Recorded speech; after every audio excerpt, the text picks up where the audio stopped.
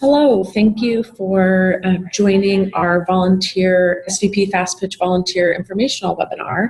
My name is Jamisa Gorley, and I'm the Program Manager for Fast Pitch at SVP Seattle. So really excited to see that you are interested in volunteer opportunities and learning more about the program.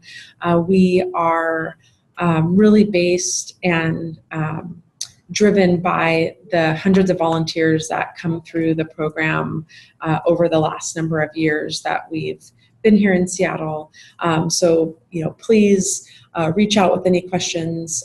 Use this as a resource. We have a lot of valuable information on the website, and you'll receive an email to reach out with any questions that you might still have and next steps. So this webinar, I'll try to keep it brief. We'll go through just a top-line overview of what SVP does as an organization, insight into the Fast Pitch program, what's new, and walk through roles and ways to engage as a volunteer this year. So with that, we will talk a little bit about SVP. So while the focus of this presentation will be about SVP's Fast Pitch program, I want to begin with a brief overview of Social Venture Partners Seattle and the work that we do here locally. So SVP is a philanthropic organization that goes beyond individuals only giving dollars, but also giving time and expertise to strengthen nonprofits in King County. We started in Seattle 20 years ago and have grown to have a partnership of over 500 individuals engaged in social purpose work that are dedicated to creating a Puget Sound where all people can thrive regardless of income or race. SVP partners work to give their time, talent, and treasure to help area nonprofits so that they may continue to do the vital work in their communities served. As an organization, we work with a portfolio of organizations across the education and environmental space, and throughout our 20 years have been able to support over 150 organizations through skills-based volunteering and capacity building. So while SVP Seattle started here locally, it's now grown to have over 40 affiliate locations worldwide with over 3,200 partners across the globe. So across these locations, there's also about 17 other offices that do host a SVP Fast Pitch program. And so this really helps our network to be able to lift up social innovation and learn best practices from within the group of, what's working, what's not, and how can we continue to evolve and learn. So while Seattle as an organization is focused strictly with nonprofits within the education and environmental space, Fast Pitch is a unique opportunity to expand the breadth of organizations that we work with as all service areas are able to apply to this program. And you'll see also we work with nonprofits and social enterprises. So that's a very brief intro to an organization that really does a lot locally. If you're interested in learning more, please don't hesitate to reach out. There's a ton of information online, and myself or another colleague would be happy to chat with you more. Please do note that you do not need to be a partner to volunteer for Fast Pitch. As I said, we rely on a variety of volunteers, and this is open to community members who want to engage and use their expertise for the good of others. So that is a brief explanation of what we do as an overarching organization. And now we'll go through so you can learn a little bit more the program of Fast Pitch. So Fast Pitch, at its core, was created to help organizations tell their story. So innovators that join and participants that choose to apply to the program are really looking to gain educational access, mentorship, and one-on-one dedicated coaching that allows organizations to elevate their story, to have a platform for expansion and exposure, to further empower organizations to do the work that they're doing while educating the community on these pressing social issues that affect us all. This year we will have 3 tracks of competitions. So these are what you see here across established nonprofit and startup nonprofit. So these are organizations either that have been around for over 3 years and have a new program that they're launching, or within the startup sector, of the nonprofits, this is a nonprofit that has been around for less than 3 years. They are 501c3s or are able to have fiscal sponsorship. And the key piece here is that they are headquartered within the Greater Puget Sound and also serve communities within the Greater Puget Sound. With the social enterprise track, these are organizations that have a strong tie to the greater Northwest region, so that's Washington, Oregon, Idaho, and British Columbia. But they can serve a global footprint and don't need to be restricted to specifically the Puget Sound. That said, we are hoping to always raise up and shine light on organizations that are doing work locally. So we will work to prioritize social enterprises that are serving and working in the Greater Puget Sound region. But these are organizations that have some type of MVP, product or outcome, but that would be less than 3 years old, and in seed stage, kind of pre any rounds of funding. So we have actually been around. This is our 8th year. So we've had a ton of wonderful impact over the last number of years. Fast Pitch actually started 10 years ago out of our LA office, and one of our founding partners was so inspired and impressed by that program that he then brought it up to Seattle, and it's grown to be one of the largest programs within the network. So, it's a testament here to the volunteer power, the power of coaching, and the over 17,000 hours that have gone into this program. We've been able to work with over 350 organizations, and if you look at some of our updates and stories, on our social platforms and blog, you can see that we continue to have an impact with organizations that have come through the program, and then are able to use what they've learned in those tools to expand their circle and network, and kind of shine light on all of the work happening in the greater community. The program goals specifically for Fast Pitch, this also aligns to our organizational goals. So as priority and key, we provide capacity building and mentorship for innovators. So this is through the coaching that's done, the access to education, the storytelling piece. So we want to strengthen these innovators to make sure that they're able to continue to do the work and serve the communities that they are. As an organization that also empowers individuals to give back and engage, we want to make sure that we offer rewarding volunteer experiences for those that choose to engage, and ultimately really provide a platform for further connection. So this was something that was communicated loud and clear from the innovator community, that they really wanted the opportunity to have deeper engagement and connect peer-to-peer, but also peer-to-mentor. So not only having exposure to the one-on-one scenarios, but within a group dynamic, now having the opportunity to engage with a larger swath of coaches and volunteers and a larger group of mentors. We know and acknowledge that we as SVP do not do this work alone, and the same thing for our community of innovators. A lot of organizations are working to solve the same problems. So how can we really be a platform that offers the ability to collaborate and connect, and have an energy that we're all working towards a common goal, and it doesn't need to be done in silos. Furthermore, this is how we communicate the benefits of the program to innovators and reasons to apply. So some of this we've already touched on, but it's really having a concise story and pitch is in of itself a powerful benefit of the program. So, whether an innovator makes it on stage or not, all of the learning and connections that are made, they will walk away with a story so they can, meet with a variety of audiences, use their communication skills to reach out to new board members, to recruit new major donors and investors, and that's something that they'll continue to hone as they move forward. We talked about just really the value of connection impact, the exposure that one gets from the communications from our final event, and ultimately what is another added bonus is really access and opportunity to win grant dollars and pro bono services from our sponsors.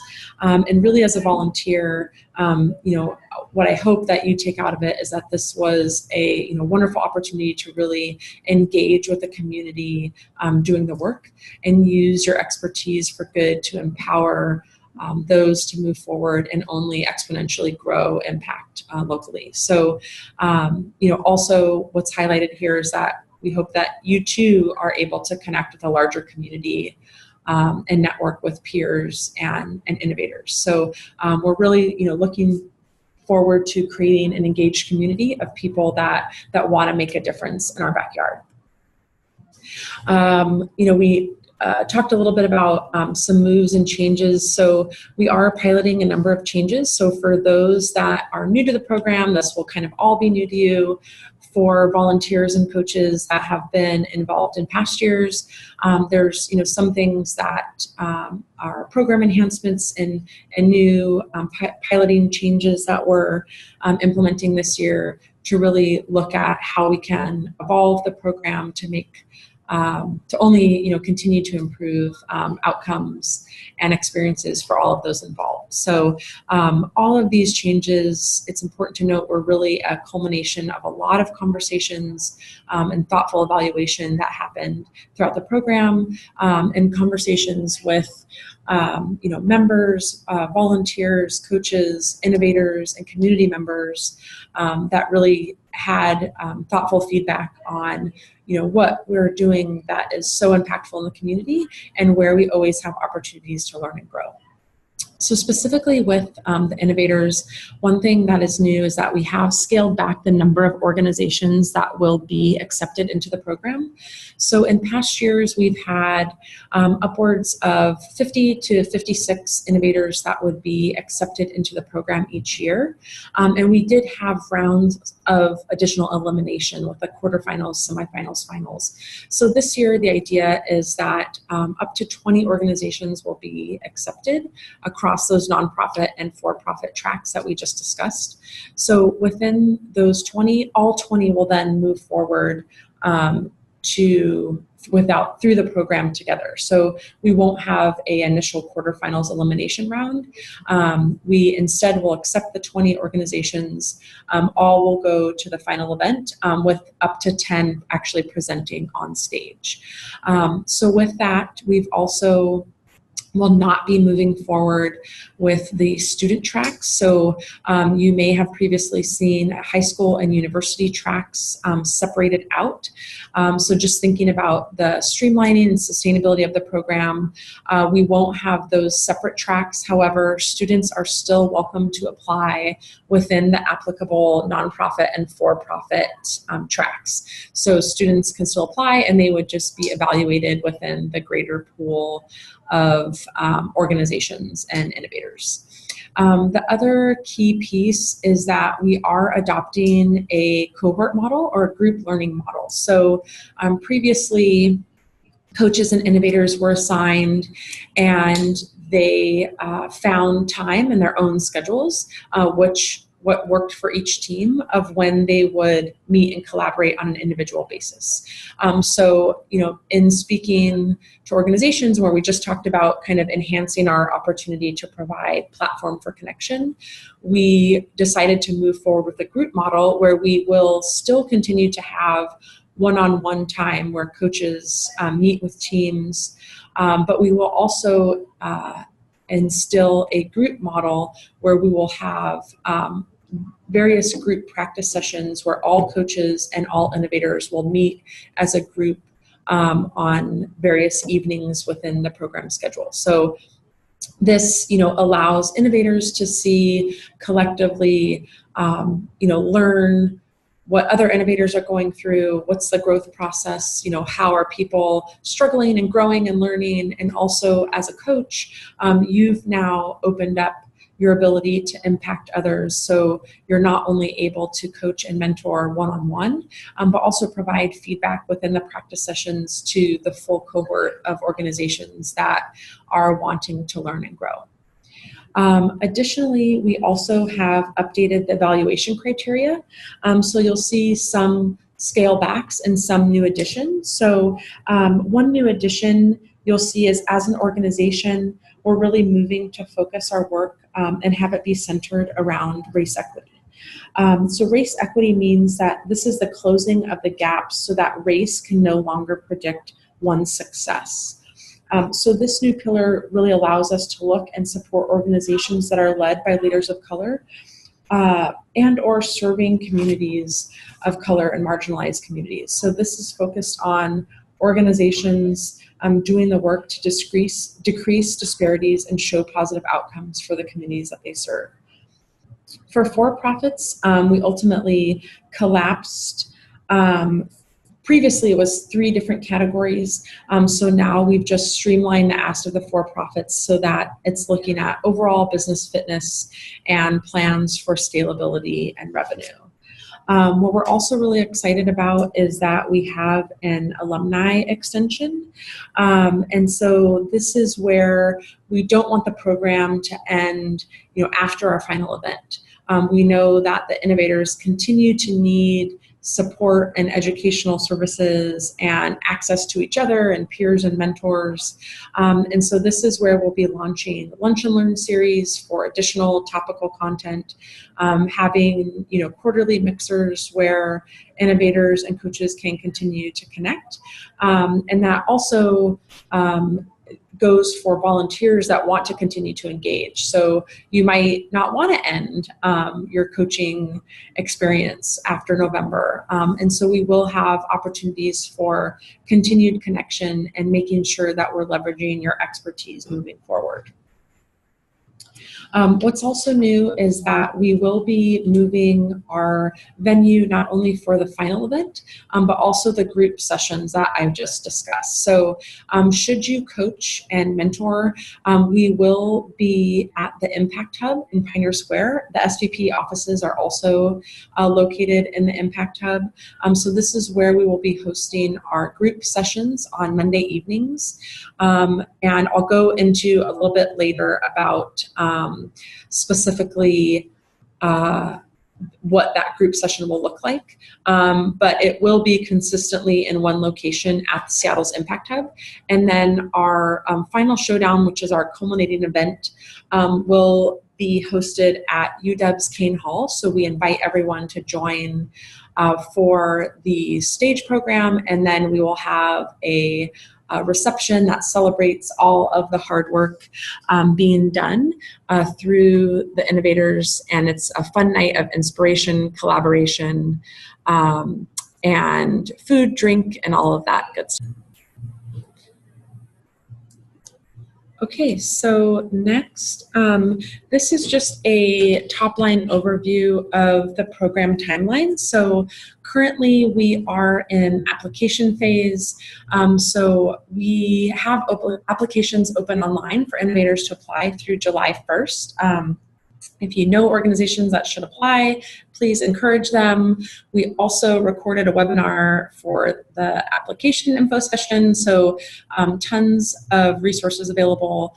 But essentially from a volunteer perspective, there are a number of roles we'll go into that you can engage at the program level, but then the key roles that we are recruiting for now will be screening, which starts in early July and will go through early August. And so screeners will go into it a little more detail, but essentially that's a month long. We do have an initial, you read and screen a subset of applications. We'll meet a couple times in person for deliberations. And we did, for the first time this year, also allow for a second round of follow-up conversations that are needed for organizations where we might have a few more questions or want to dig in a little further before selecting the final 20 that will move forward. So by mid-August, you would be paired with your organization, and then on August 20th is when we have our joint orientation. So those dates in red are dates that we hope that you are able to join, and really ask that you do join if you are committing to being a coach. As these are key sessions with innovators, and really kind of helps to create the community and forum that we've talked about thus far. So we'll go through a little more detail on kind of what all of these sessions look like. But really everyone, regardless of role or regardless of if you decide to volunteer this year, please also mark your calendars for Saturday, November 10th. This is the final showdown we just talked about. It is a wonderful evening of celebrating the impact that and all of the hard work that these organizations have done, and just really kind of celebrates our community and the connections that we've made. So please mark your calendars for that. So as we talked about, Fast Pitch really is powered by volunteers. There are roles for everyone, so based on your skill set, we would love to connect and talk about where would be best for you to plug in. There's a number of roles that we've briefly talked about for screeners and coaches. If you are a photographer, from a search and social guru, someone that loves planning events, or has a technical stage manager background, there's something for everyone. So briefly, we'll kind of just go through, again, all of this information is online with details. There is a link on SVP's website to an initial volunteer survey, and you'll also find the program volunteer survey embedded in the description of this video on YouTube and social as well. So within marketing communications, you'll probably have received an email from me, and we do a lot of email. Anyone that is specifically well-versed in social, you can be a platform expert. You don't have to do it all. That is a big need. We also need assistance within PR and press relations. So that is always a benefit that we like to bring to the innovators, is just the additional coverage that they have in the greater community. So if marketing and communications is your jam, then please reach out and we will get connected.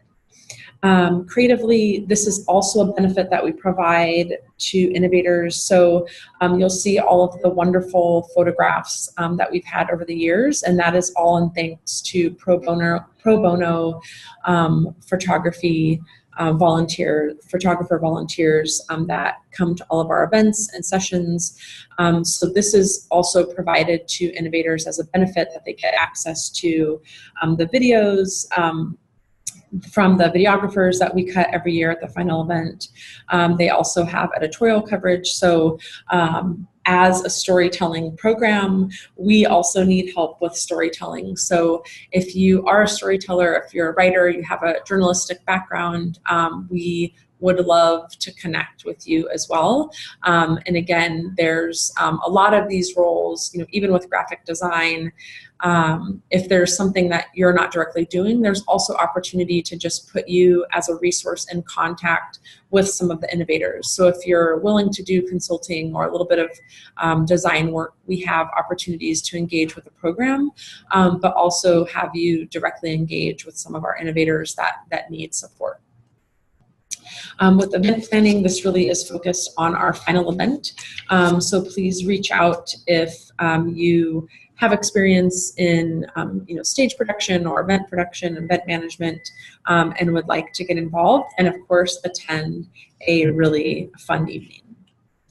Where we'll spend a little bit more time is just within the screening and coaching roles specifically. So screening is a role if you don't have as much time and want to get engaged and might have a hard time meeting in person. This is a wonderful way to engage. It is a more limited time frame, so it's between the July 6th and August 7th dates, and the estimate is about 5 to 10 hours. So this will depend on the number of applications that we receive, but essentially all of this will be online. Award Force is the program that we use for submissions. You would also log in as a screener, and then you would be assigned a subset of applications. You would read all of those applications and score each organization based on the rubric criteria, and then also force rank the organizations that you think should move forward to each round. So as I mentioned before, we would have initial screening, we would meet to deliberate as a team and a selection committee, and then if there are certain organizations that we want to have further follow-up with, we'll have a second round of conversations and then do final deliberations to choose our 20. So if you have a background and have done grant evaluations previously, if you've evaluated programs, have worked with nonprofits and for-profits, you've been an entrepreneur yourself, this is a really thoughtful way to engage. This is also a benefit to all applicants. They receive scoring and written feedback for each submission. So even if they are not chosen within the 20 organizations, we look for the screening to be a valuable tool for thoughtful feedback to be delivered. So organizations can take feedback, continue to grow, and consider reapplying in further years. Again, we talked about the race equity piece and kind of the changes to the evaluation criteria for for-profits, but this is a top-line overview of the pillars for judging criteria. This is the same rubric that will apply for screeners and for coaches that do scoring in our group sessions. So there is additional detail online, but we'll also make rubrics available. So you go through, and this would be on the online platform when you go through as well, but all scoring is done on a 1 to 5 basis, low to high, and essentially it's, with social impact, what problem are you solving, who are you serving, why are you doing this work? In sustainability, are you going to be around? How healthy is the organization? Will you be able to achieve what you're setting out to do without exhausting all of your resources? Innovation specifically, speaks to maybe there is a new technology or new invention that you're launching, but also we want innovators to think about innovation in, is it a new partnership? Is it a new way of thinking about a long-time problem? It doesn't have to be always a brand new, never been done before trial, but is it a new way that you're thinking about doing something or partnering with others? We talked about the race equity piece. In leadership, it's important to have a diverse leadership group. Who's your advisory board? Do they have a strong board of directors that are involved? A clarity of concept really is the way that organizations are able to communicate about their work. And this becomes more important because this essentially is the pitch and the presentation. So within the screening and application stage, this is obviously in written format. And as we move forward in our practice rounds, then ultimately our semifinals, this is important as these organizations will be on stage. So how are they using body language? How are they, hitting the key pillars of the evaluation criteria, and telling their story? And then we talked a little bit about business plan and financial strategy. So this is just where within the screening process, organizations and the for-profit track will be asked to upload a executive summary and top-line financials as well. Specifically for coaches, this really is kind of the lifeblood of the program. This is a larger time commitment, so it is a bit more structured this year, where it's 30 to 40 hours of your time. The first time that we will be engaging as a group is August 20th, and that's for orientation. And then November 10th, which you've already all put on your calendar, is our final event. So these dates are key to put on your calendar. We look to pair organizations with 2 coaches. And so if you're a new coach, our goal would be to pair new coaches with coaches that have a legacy of coaching and maybe more experienced or have specifically worked with our program. So you're able to kind of, work together in that. You will attend and meet in our group sessions, which we'll go into on the next slide. But then there is expectation too that you are available for one-on-one time in those off weeks. So that could be in person, that could be via Skype, call, etc. But it is important that you are bought in, fully engaged, and know that this is the time commitment that you can set aside. This year as well, within that October 15th session, that will be our semifinals round. And coaches will have a vote in choosing the finalists that will move forward. So in that semifinal session, coaches, as always, will attend with Innovators. We'll also invite additional coaches that have, a long time coaching with the program and some additional sponsors, and a subset of the selection committee will be invited as well, as they will serve as tiebreakers should we need to engage in further deliberations. So essentially everyone has their vote on 10/15, and by the following day we will make a final decision on the 10 organizations that will present on stage. So just because the group session concept is a little bit new this year, kind of wanted to walk through an example of what that evening would look like. So again, on these key dates, we took a survey of a number of interested volunteers and coaches, and Monday evenings seem to work the best for the greatest amount of people. So that is what we chose to go with this year. So August 20th will be our orientation meeting, and then 9/17, 10/1, and 10/15. Again, we ask that you come in person to all of these dates. If you have to miss a session, please let us know.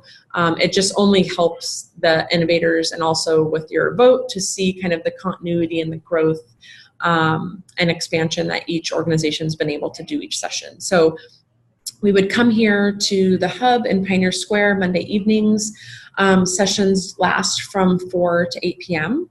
We will be set up on the first floor this year. So the bottom photo you see is the sample setup of the first floor main space. So it will be awesome because they'll have a stage set up, there'll be a projector, Innovators will have a clicker, there's an AV system with a microphone, and so Innovators will really be able to get a sense of what it means to present in front of a group.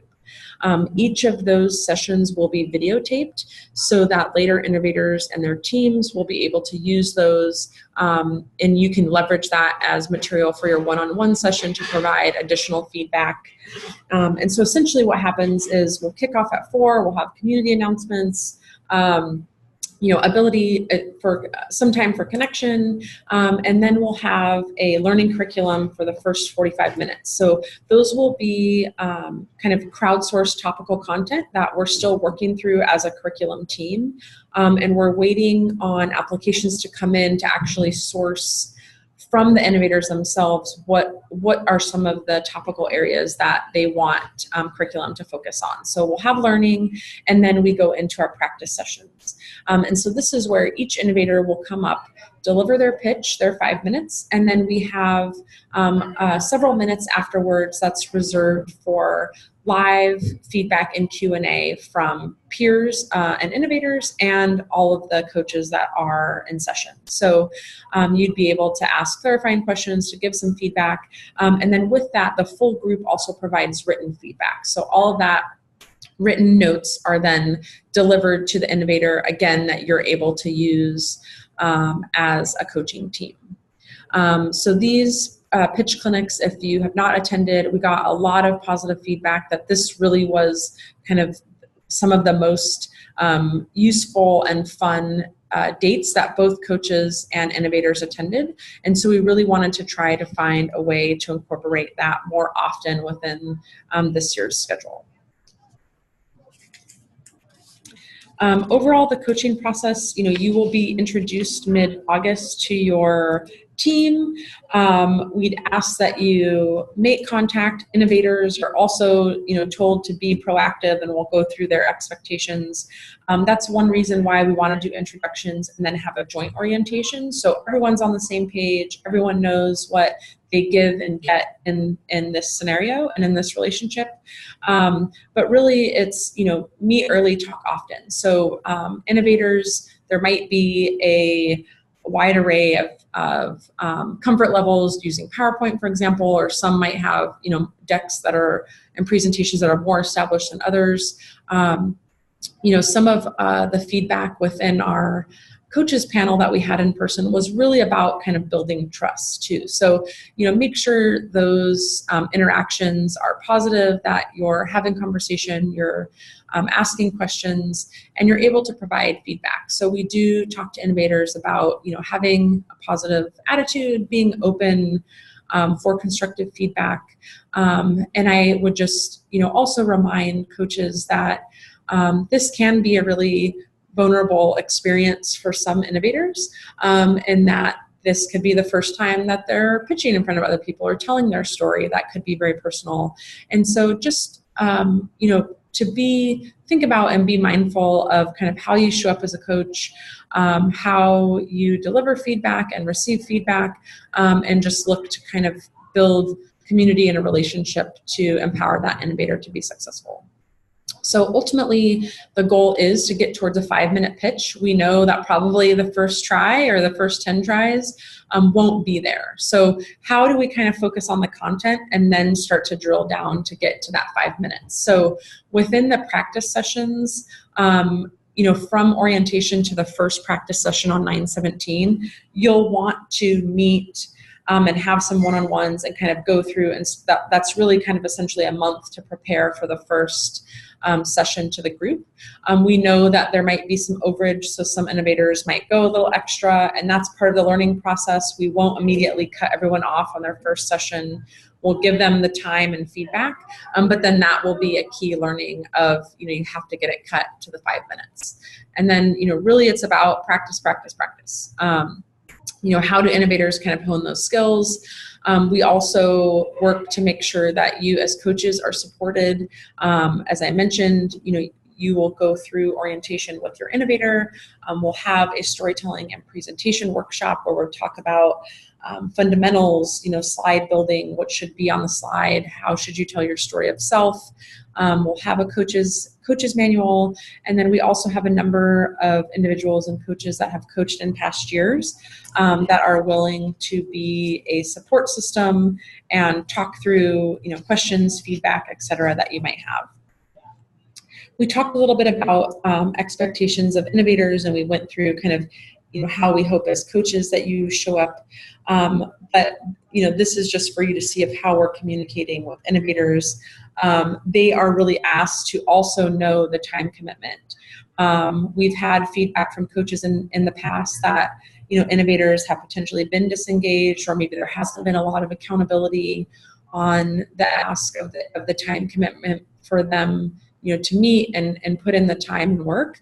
And so we're, really reinstating and being communicative about the minimum time commitment that one should expect, to kind of not go into this lightly, but make sure you're saving the dates, the time commitment. You should be available and be proactive, meet deadlines, and really just kind of continue to have a positive, open mindset on what, what we're able to achieve and get out of this, and why we're here. All right, so that is a lot of information, a lot of details about the program. If you are still with me and you are ready to engage, we do have a volunteer survey. That's the general volunteer survey, and that will kind of ask, are you interested in coaching, screening, or any of the other program areas that we talked through, including marketing, storytelling, et cetera. And then we do have a further survey for specifically coaches and screeners that give us a bit more information on your background, on your motivation to coach, on your interest areas and expertise. that also help us through the matching process with Innovators to make sure that it is the best match possible for both involved. So I again thank you for participating and listening and for your interest. We are really looking forward to another phenomenal year and creating a group of volunteers that are dedicated to moving forward social impact and social innovation in the Puget Sound. So hope that this was a helpful tool. If you have any additional questions, again, my name is Jamesa. I will receive the emails at this Fast Pitch address, so you are able to email questions. Please open this up and share with other people in your circle that you think would also be a great addition to the volunteer team or would benefit from being able to use their skills in this capacity. And I thank you. Thanks so much.